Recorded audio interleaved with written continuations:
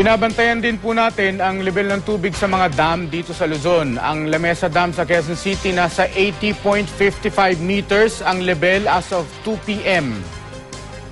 Dalawang gate naman ang nakabukas sa San Roque Dam sa Pangasinan na kasalukuyang nasa 282 meters. Lampas pa rin po sa normal na level ng tubig sa Ipo Dam. Isang gate ang nananatiling nakabukas.